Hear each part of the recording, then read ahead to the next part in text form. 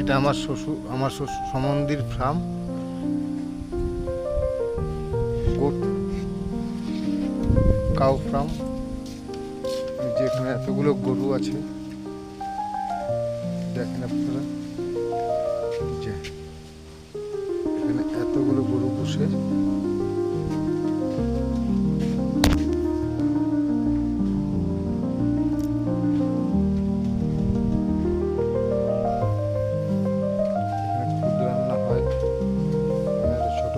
রান্না করার জন্য। আর এখানে একটা নন্তা বাছুর আছে, এই বাছুরটাকে আমি আপনাকে দেখাবো। এই বাছুরটা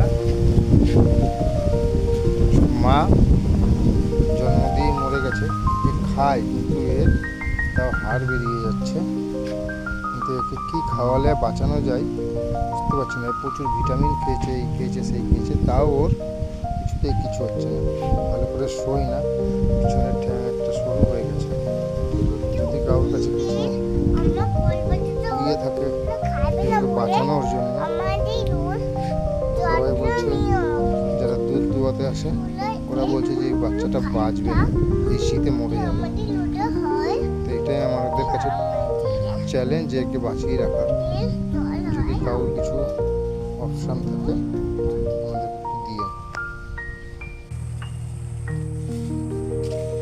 এটা আমার সমন্ধির ফার্ম, ওখানে আজকে আমি এসেছি, ওরা কেউ নাই। আমাকে একটু দেখার জন্য এখানে বলেছিল যে একটু দেখাশোনা করো। তাই এখানে দুটো ভাই আছে আর একটা দাদা আছে।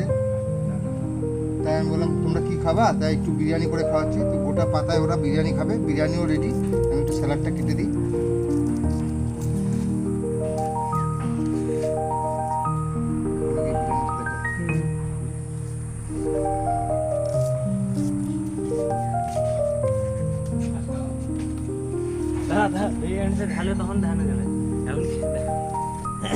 এখন বন্ধুরা, এই যে সমন্দির ফার্মে এসেছিলাম আজকে, কেউ নাই, তাই এখানে সেই ভাই দুটো থাকে। তো বললো একটু খেতে হবে, তাই এই দুপুরবেলায় একবারে বসিয়ে বিরিয়ানি বানিয়েছি। এরকম খেতে, এরকম দেখতে হয়েছে আর এরকম খেতে হয়েছে। কীরকম খেতে ওরাই বলবে। বল কেমন হয়েছে খেতে? মনে হচ্ছে একটু লবণ কম হবে। আমার ভাই বলো কেমন হয়েছে? বলছে ভালো হয়েছে।